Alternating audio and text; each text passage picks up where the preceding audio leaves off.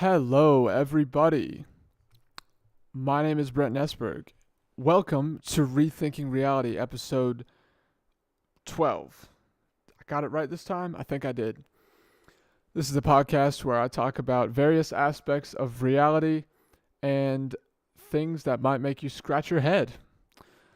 Today, we are going to be talking about a few different things, but mostly, we're going to be exploring the question: are the aesthetics that AI can produce art? Can they be called art? We're going to explore that question. And the reason why is because, well, I wrote an essay actually about this for my English class. I'm in college, as you may know. And so I figured, I feel passionate about this topic. And so why not make a video about it? This is more content ideas. So that's what I'm going to do, especially because I feel like, so I wrote an essay on it. It was my fifth essay for that class. But technically, two of them were revised, so it was more like my third essay. But honestly, so then after that we had to do a presentation in front of the class. I feel like my presentation was kind of trash. That kind of had rhymed. Not because I didn't know my main points I wanted to make, or my arguments, but because I almost had too many points to make. So I had to that's the thing. I think I still actually went over time. It was supposed to be 5 to 7 minutes. So yeah, I don't know. I hope I didn't go over time, but I may have.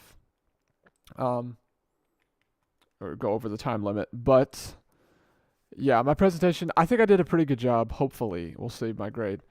Actually, I could check it right now. But no, he hasn't put it in yet. So it makes sense. It was just yesterday. But yeah, so I want to explore that topic in this video so I don't know, because I have a lot to say about it. So anyway, I wrote a whole essay about it. I also went over the word count for the essay. That's okay. So what I'm going to do is pull up my presentation here, and then we're going to go through all my points. Man, I need a haircut, and I need to shave. Oh yeah, it's right here. So nope, not that one. Whoops. Right. So here we go. Should I do a screen record thing? I don't know if I should. Also, did you notice, just a side note, did you notice I'm filming with a different camera this time? It's not a new camera, but it's my Sony a5000 I've had for like a couple years. Probably like 3 years. Around 3 years, I guess. It's crazy. Doesn't feel like it was that long ago, but yeah, this camera is great. I love it. It's not near as good as like the A6000 apparently. I've never owned it, but it's a good camera. I like it. Yeah, and so I'm just using the kit lens, and it looks pretty good. I think it has better quality than my Sony. What's it called? CX405. Those I have two of those. That camera is a good camera, but I think hopefully you notice the quality's a bit better. The video quality, the audio quality is going to be the same. But yeah, so let's explore this topic. I have a lot of points to make. That's the thing. I didn't make, because I didn't have enough time to. I didn't make all the points I wanted to make yesterday in my presentation. So, you know what? I am going to screen record this, but I'm going to pull it up. If I can. Is that how you do it? Shebang? What? Fit pay? What? Wait, guys, I'm so confused by technology. For real, though. No, because here's the thing. I realized, I was like, because the main reason I wanted to use that camera and why I bought those cameras, the camcorder, why I bought a camcorder was so I could record way longer videos. But then I realized, I was like, wait a minute, these podcast episodes need to be short anyway, because this camera cuts out after like 23 minutes. But so I'm just going to, from now on, all episodes are going to be 23 minutes or less. I'm going to film until the camera cuts out, or until I'm done talking. And so if I end up going too long, well, you're going to have an incomplete podcast episode. But I'm not going to let that happen, because I'm going to be looking there. So anyway, keeping track of my time. So that's how that's going to work. So yeah, I realized that. I was like, wait a minute. This camera has better video quality. I may as well just film with that instead of the camcorder. The CX405, though it is a good camera. Because because yeah, right now I want my podcast episodes to be short, concise, and sweet. Short, sweet, and concise. I don't know. How do I do this crap though? Gosh, there's got to be a way to. Well, I guess I can pull it up and. Oh wait, I'm dumb. Oh yeah, I never did. I need to clean up my digital workspace or whatever. Okay, perfecto, dodo bird. Okay, I need to stop being silly. I gotta go to OBS Studio. That's OBS, by the way. And yeah. It says I'm like very close to peaking in OBS, but that's not what I'm using Reaper, so I should be good. Okay, so here we go. Oh, wrong thing. What am I doing? Okay, so here we go, guys. You see what's on screen? Wait a minute. Should I just put this on screen? I guess I will, yeah. So right now you're looking at my presentation. Can the aesthetics, now it's, yeah, whatever. Can the aesthetics AI can produce be called art? By me. That's not how it, that's weird. It's going to look different. But yeah, you can tell. Okay. First of all, it depends how you define, there we go, that's way better. It depends how you define art. So definitions matter. I know this image might not be the best one, but it's the best I could find. I was like, what should I use for that? So, here we go, guys. Let's unpack this question, because I have a lot to say about this. I got to say some of it yesterday during my presentation, but not near all of what I have to say, I guess. So is art simply something that's novel, that's new, or does it have to be both novel and useful? Well, in my opinion, it has to be novel and useful, and I'll tell you why here in a minute. But so art can't simply be novel. Okay, it has to be novel and useful. This is something Jordan Peterson said, by the way. And well, actually, he didn't say this about art specifically. He said this about like creativity or a creative product. Anyway, but yeah, so the process by which art is produced has to directly involve a human being. Okay. This is why AI is not art. Now, I could end this video right here, but I'm not going to. So AI isn't capable of producing art because of the fact that the process by which art is produced has to directly involve a human being. Okay, so yeah, I basically just said that. Right. So we're going to define art as having to be novel and useful, and again, I'll explain more in a minute. Right. So let's talk about this. So there's different ways to look at the creative process and to look at artists. So let's talk about archetypes, guys. Now, the artist is an archetype, right? And Carl Jung had this idea, a famous Swiss psychologist, estimated to have an IQ of about 150, 160. He came up with this idea, or this theory, I guess, that in order for that, if someone is living a healthy life, if they're if they're constantly living in the state of optimal development or proximal development, I think it's optimal development, then that person will be embodying an archetype. Okay, so Jung had this idea, and actually I think this is spot on. I think this is 100% true. And to me, it's not immediately obvious to me why we should immediately reject any propositions that were made by Carl Jung. I mean, after all, he was extremely smart and wise as well. So, yeah, I think he's right about that. But again, I don't not just because he's smart, so he must know what he's talking about, but because I feel like that's exactly right. Because I mean, we know that Greek mythology and psychology intertwine a lot. They have, everything is connected in some way. That's the thing. I actually thought about this. Side note, just take a little break. That's one thing I thought. I've had this thought, and I'm just going to share it with y'all. Like, we know, at least I know, not everyone knows this, but people know that everything is connected in the universe, right? some people don't believe that, but that it's true, right? I mean, what is matter is? I heard this one time. Um, matter is extremely condensed energy, right? I think that's correct. So everything is connected in the universe. Everything, even if you can't see it. And so I realized something. I realized this. I was like, oh my gosh. Smart people are better at seeing how things are connected than the average person.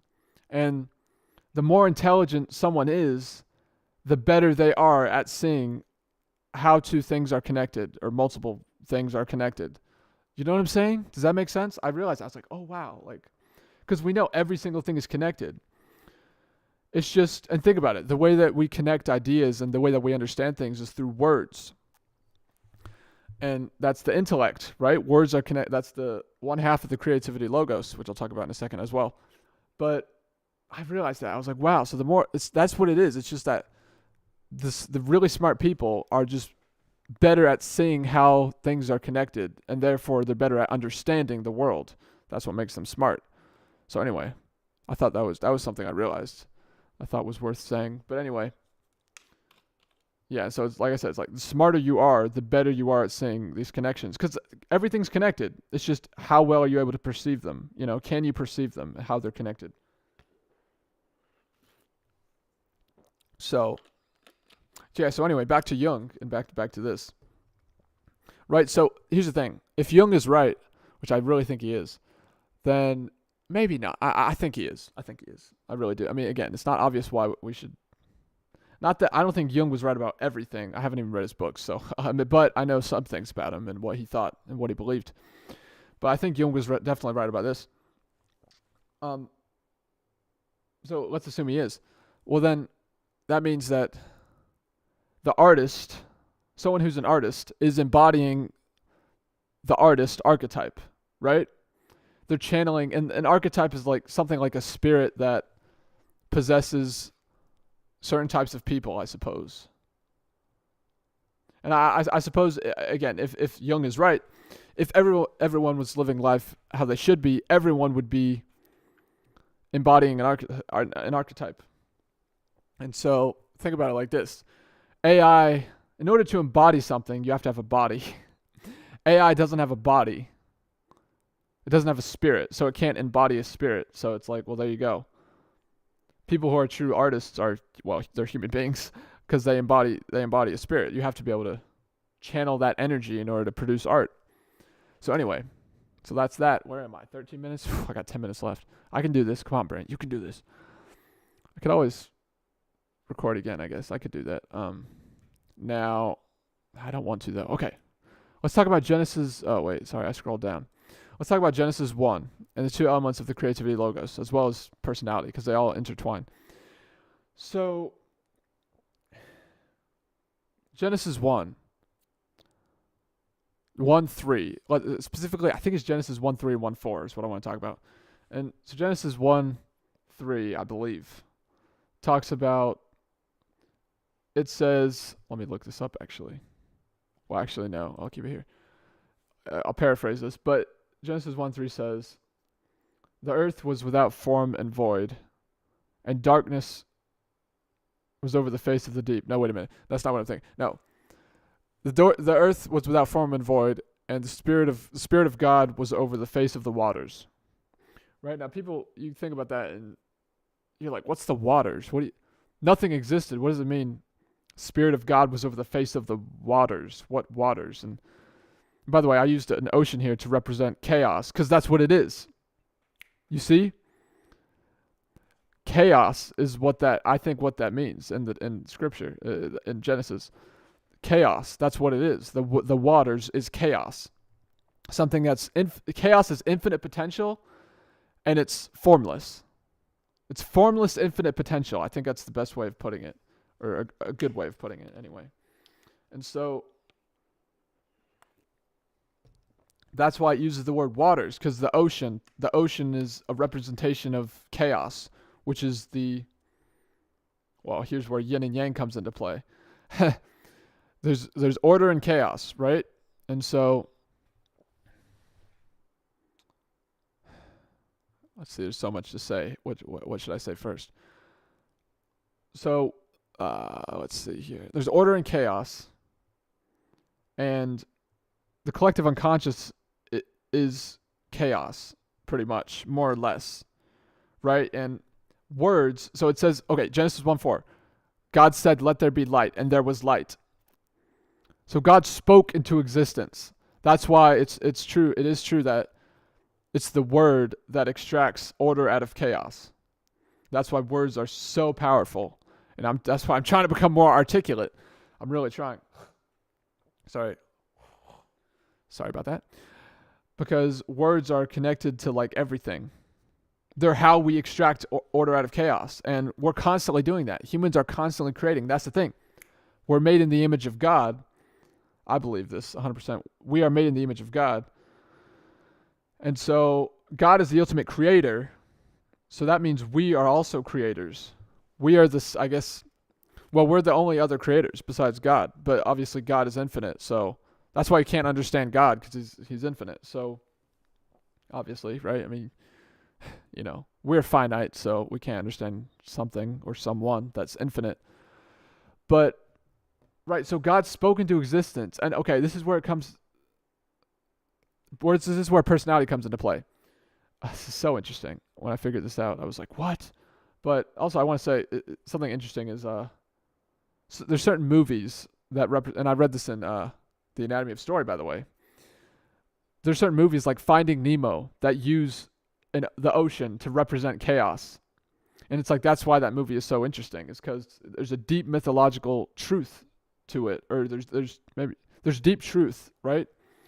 So it's such a good movie, Finding Nemo, because the ocean represents chaos, which is a part of reality, right? There's order and there's chaos. So it's like, that's why people love that movie so much, because it tells you something about the nature of reality, the world we live in. Now let's talk about personality. So, okay. Again, so it's like humans are made in the image of God. We're the ultimate creator, God's the ultimate creator.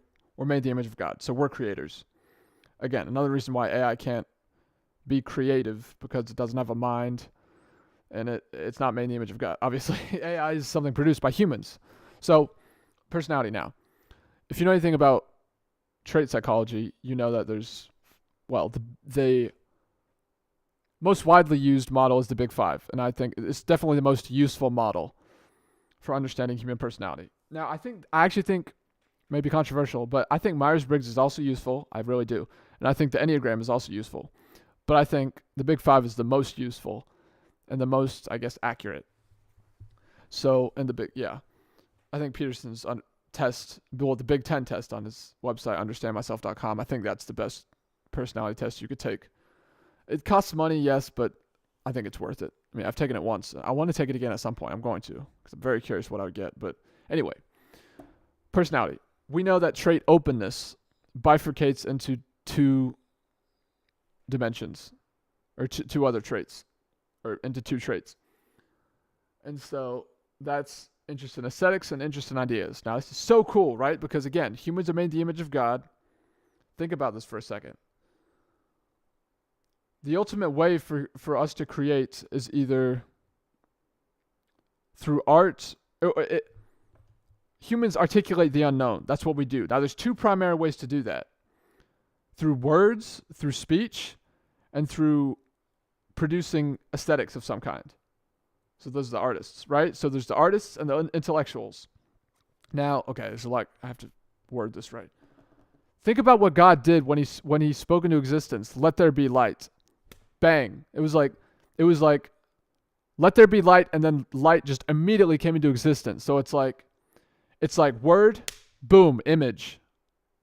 Right. So think about that. Aesthetics, intellect, or ideas, you could say. Word, bang, image. So when it comes to human personality, some people are more interested in aesthetics than they are ideas. Some people are interested in ideas more than they are aesthetics. And what am I at? Oh, I'm almost at 20 minutes. This is probably going to be two parts.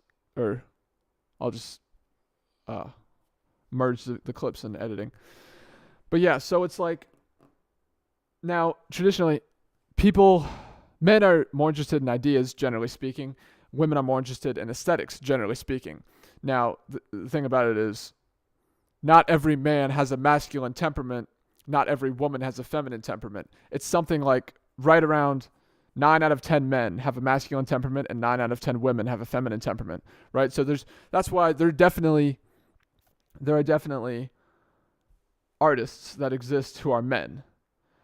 And there are definitely women out there who are good at articulating with that speech. So again, that goes with interest in ideas, intellect, right? But most of the people who articulate the unknown through speech are men. Most of the people who articulate the unknown through image are women or females. We'll say females and males, right?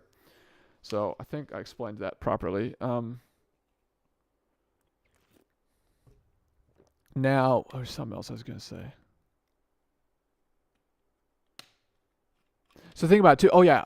So God spoke into existence. That makes perfect sense, and I guess that's why we think of God as masculine, right? Because and I guess you could say God is masculine. I don't know, but he spoke into existence, right? And that's a masculine proclivity.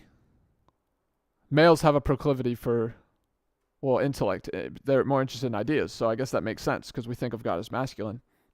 And again, the waters that was in Genesis 1:3 is chaos, essentially. The unknown, chaos, infinite potential, and formlessness, I guess. So, that was a lot. But yeah, I think I said everything I wanted to say. Because I was thinking about this the day before yesterday, and I had all these ideas. I was making all these connections. I was like, whoa, like I'm gonna totally say these things in my presentation. But then I I ran out of time. Really, I was like, I hit 5 minutes before I knew it, and I was like, okay, I gotta kind of speed through the rest of this. But anyway, so did I cover? Okay, yeah. So I think I covered those things. So the next point is, was there anything else I want to say about that? I think I covered it all. Okay, so next point. Artists don't exactly know what they're doing, at least some of the time. And this is, again, I've learned this from Jordan Peterson, because he said a lot of what artists do is play. And so now the way artists play is different than the way a 6-year-old kid plays, right? It's the same fundamental spirit, though, that possesses both of them, you could say. But the spirit that possesses an artist is a variation of the spirit that possesses a child. So it's a different kind of, but it's essentially the same thing. They both play, right? So if you ask any artist, if they're a real artist, now I'm about 23 minutes, so I think it's about 23 and a half. If you ask, I guess I need to stop here.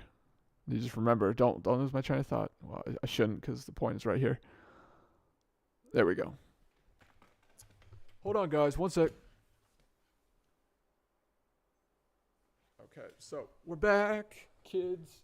Yeah, so it's 23:23, I think is what. Okay, interesting. That's kind of useful.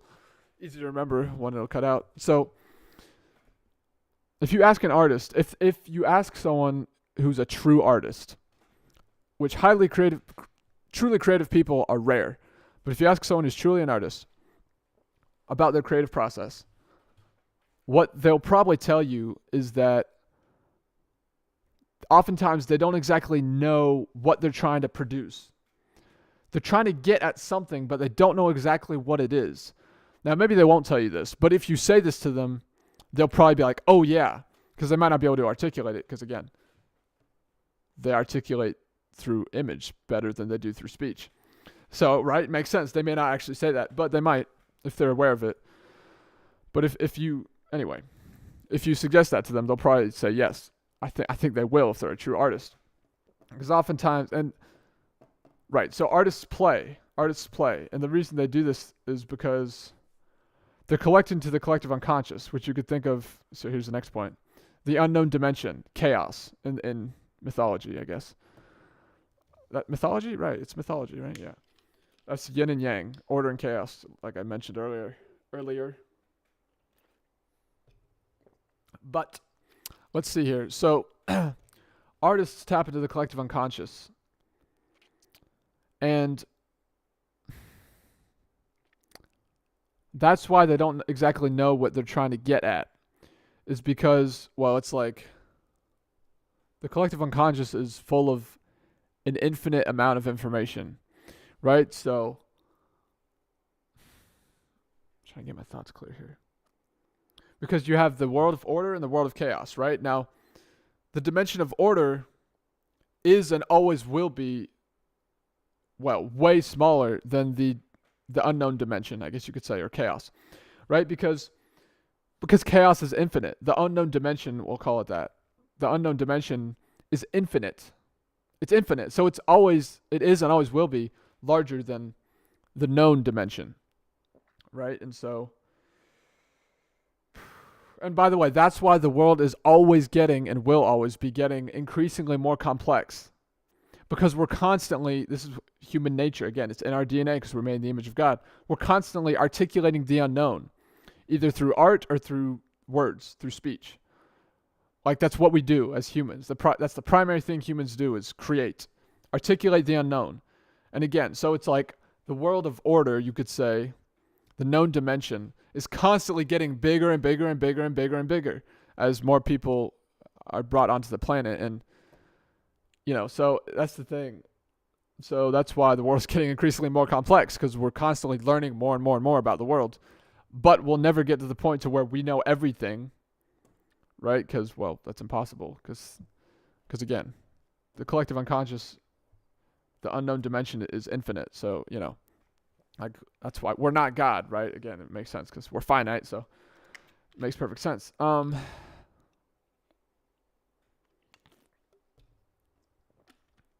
So yeah, artists are very unique. Well, because one, they're creative people, and creative people are rare. And so, well, now everyone's unique. Everyone has their place in the world. But here's the thing about it: creative people, I think, are like the backbone of society. Because they're the best at doing what humans were made to do. Now, everyone has their place in the world. I believe this 100%. But creative people, like, they're the backbone of society. I mean, if you, this literally makes sense with my analogy, I guess. You take a society, a well-functioning society, and you get rid of all the creative people, that society is going to fall flat on its face. I guess literally, think about the backbone. It's going to fall flat on its face. Like, that society will not last. It will not last. Because, I'm just making sure everything, okay. Because again, it's like, and it makes sense too, because intelligence is correlated with trait openness, being high in openness. So think about it. It's like, oh, no wonder. The smartest people are the ones who carry our society. Oh yeah, it's like, that makes perfect sense. You know what I'm saying? That makes perfect sense. Of course it's the smartest people who are the ones who ultimately evolve our society and I guess humanity as a whole. It's like, of course it's the smartest people. It's the creative people. Now, it is true that you can be creative and not intelligent. Or let's say average in intelligence.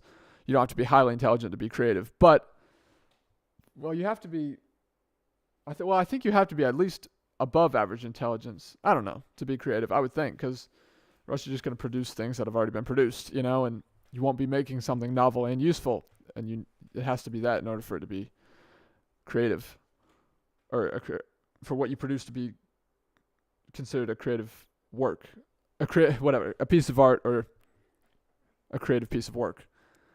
I think that made sense. All right, so that was a lot as well, but I think I explained it all. I think. Like I said, I've been thinking about this for the past 3 days, or more, I don't know, 54 hours. I don't know, 48 hours. I don't know. Yeah, 2 days. Yeah, closer to 2 days. But yeah, so did I blow your mind? No, but no, seriously, when I realized all this crap, I was like, holy crap, that makes so much sense. Like, it makes perfect sense, and it perfectly coincides, I guess, with the Bible.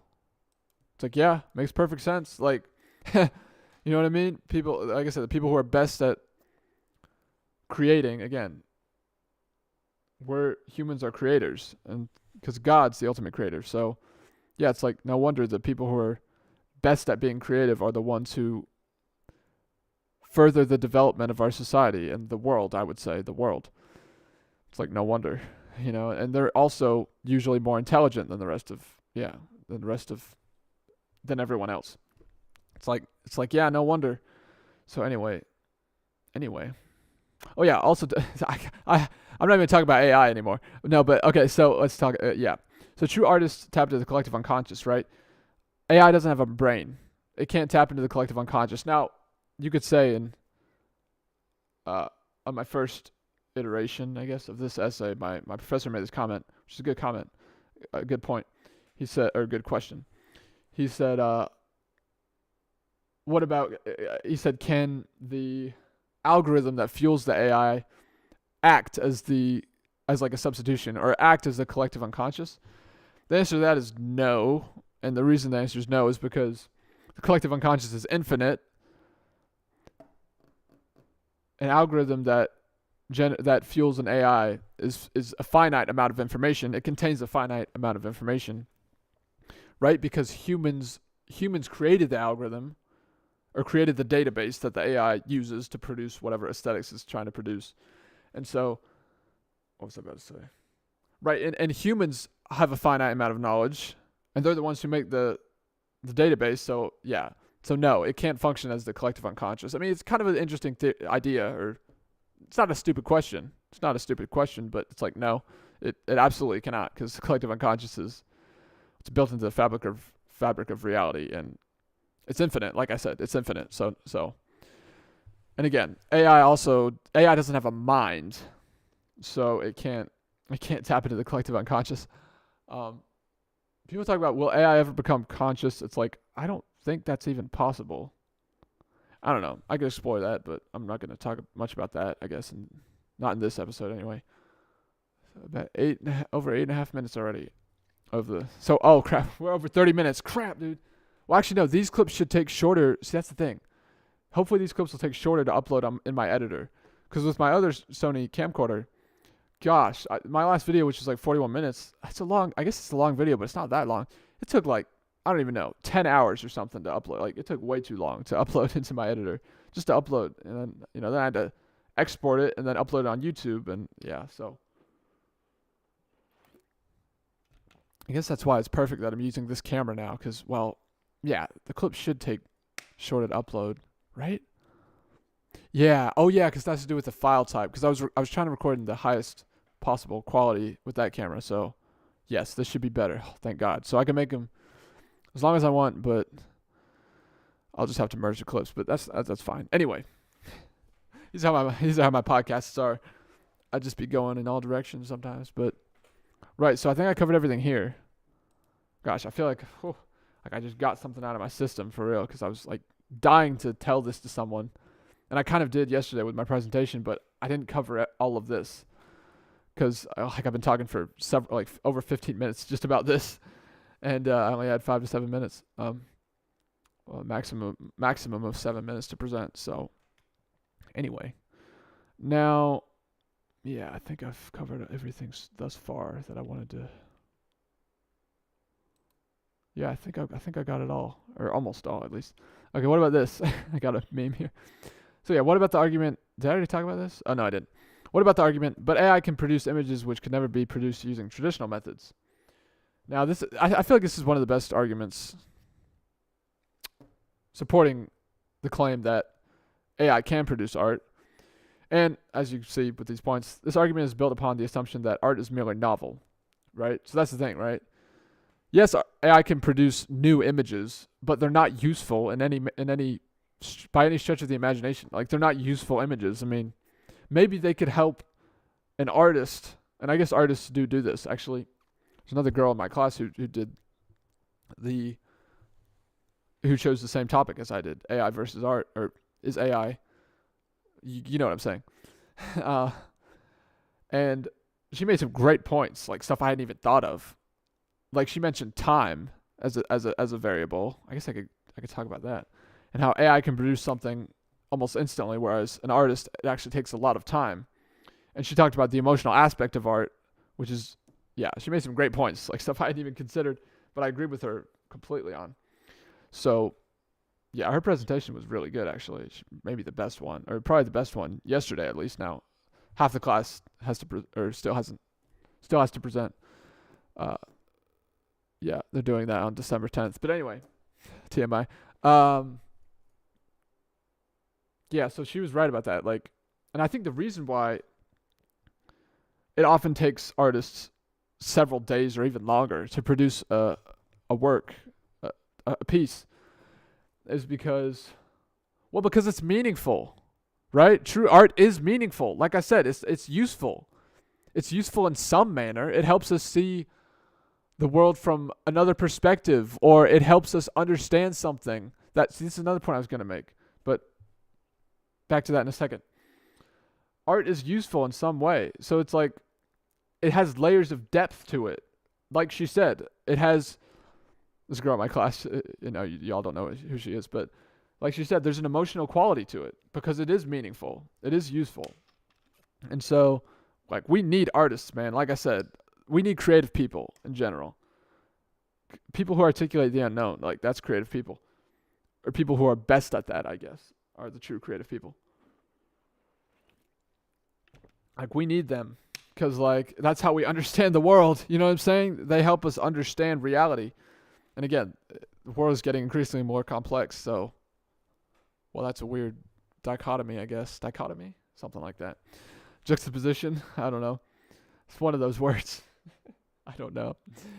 I need to learn more words. Anyway, but what was I about to say? But yeah, she was right. Like, sometimes the best ideas take the longest time to produce. Right? It's like, so that's why it can take an artist days or months to produce a piece. Now, what was I going to say? I was going to say something else. I said I'll come back to it in a minute. Crap. I guess I'll put the text on screen here if I, because I can always just look back at the clip. But, oh yeah. I remember. So yeah, you can think of, I love this dude. You can think of it like this. There are two fundamental ways to get to truth. Now, artists do several things. They express themselves, they help us see different perspectives, but they also help us get to truth, I guess you could say. Is that an alarm? My alarm? Never mind. I thought I heard it. Right, so there's creating, innovating is a great way to get to truth. It's a great way to learn, to get to truth, you could say. That's the best way I can put it. Now, there's two primary ways to do that. Okay, I do hear something. Oh, gosh. Who is that? I don't know that number, but I don't have an appointment today or something. No, I don't know. I had an appointment yesterday. Dentist appointment, but okay. So there's two primary ways to get to truth, I guess you could say. And that's by producing art or by, well, like I said, speech, by speaking. Those are the two ways to articulate the unknown.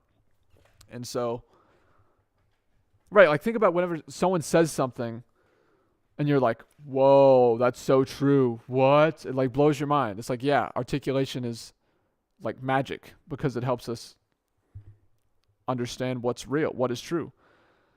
Like, I guess there's one quote, I said this yesterday. I said this to my mom yesterday because it was related to something that happened.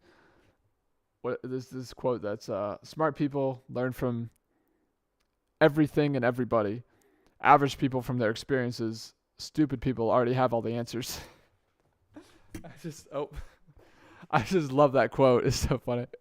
It's true though, but again, it's true. That's the thing about humor. Humor is funny often because it's true, and it's also true that intelligent people often have a good sense of humor, and they often are funny because humor is often what's true. Intelligent people are good at perceiving the world as it is and articulating the unknown. You could say, I keep saying that, but it's true. And so it's like, yeah, no wonder why intelligent people are funny often. So anyway, I think did that make sense? I hope it did. Now, I guess the last point to make is what I said here, which is you already saw it, but what good is a piece of work if it doesn't help you understand something more clearly? Right now, I guess I could have also put, if it doesn't help you understand something more clearly or help you see something from a different perspective, right? So, like I said, artists do many things. They express themselves, but I would even say by expressing themselves, well, they help themselves understand themselves more clearly, I guess. But they also, I would say, again, if they're a true artist, they will help the viewer, the person perceiving, because it could be, a song is, it is art, but that's complicated. I won't get into that. I could, but I'm not going to. But let's say they're a painter. I would say by a painter expressing himself or herself, he or she does end up helping the audience understand something about reality or about themselves, you know? So I think that makes sense, right? Yeah. So that's the thing. Again, art has to be useful in some manner. It has to help you understand something or see something from another perspective. Like, oh, I never thought about it like that. You know, perspective is a big thing in art, right? Perspective is a huge thing in art. You know, it helps you,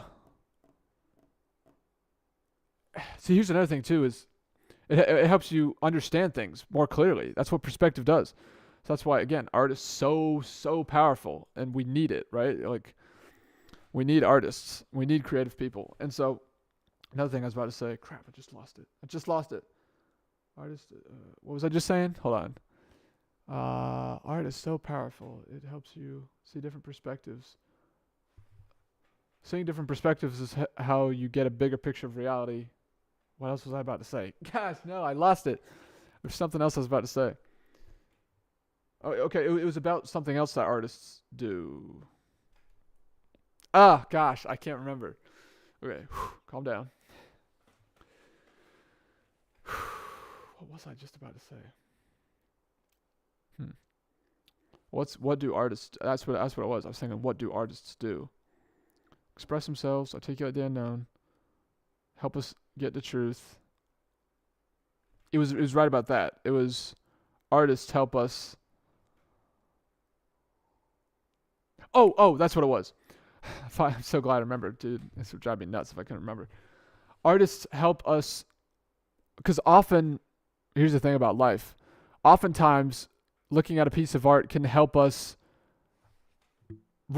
Art can remind us of important things, right? Art, that's a big thing. So maybe it doesn't necessarily teach us about something or help us see something from a better perspective. Well, I guess that could be. Perspective could have a lot to do with this, but oftentimes a piece of art can help you remember something. Like, oh yeah, that's true. I need to keep that in mind, because a lot of what life is about. It seems, I'm only 20 years old, so keep that in mind. But it seems like life is often about not necessarily what you know, but what you keep in your awareness. What stays in your awareness? What stays in your awareness? So what you keep in mind as you go throughout life. And I got 3 minutes left again. Right? So that's a great thing about art. Again, it can remind us of important things. Truths. Again, truths. It comes back to truth. And truth is curative. Truth is curative. That's the truth. I mean, we know that in like psychotherapy. Truth is curative. Like, what is it? Jordan Peterson said one time. Gradual exposure to that which freezes and terrifies you is curative. Like, we know that to be a fact from psychotherapy. And that also, again, I learned this from Jordan Peterson, ties in with mythology, which is, it's crazy. Jordan talked about how he discovered this. He realized this one day. This is so cool. Greek mythology, I'm telling you, this is why everything is connected. You could just, it is in some way. It's a matter of whether or not you can see how it's connected. But yeah, the whole universe is connected. Everything's connected to everything else. But there's this idea in Greek mythology that, well, if you face the dragon, you get the gold, right? The dragon represents the unknown, the predator, the unknown, essentially. Yeah, the danger, essentially, I guess. All of those things. That's the dragon. And if you face the dragon, you get the gold. It's like, oh my gosh, that's exactly what psychotherapists figured out. And I don't know when it was, but I forget. Peterson does, but I don't. It's like, that's exactly what they figured out. If you face what you're afraid of, you get a reward. Your health increases. So it's like, that's just like scary, but also exciting. It's terrifying and exciting at the same time, right? To know that. But it's a great thing to know, though. So anyway, like I was saying, artistic work can remind us of things that we need to be reminded about.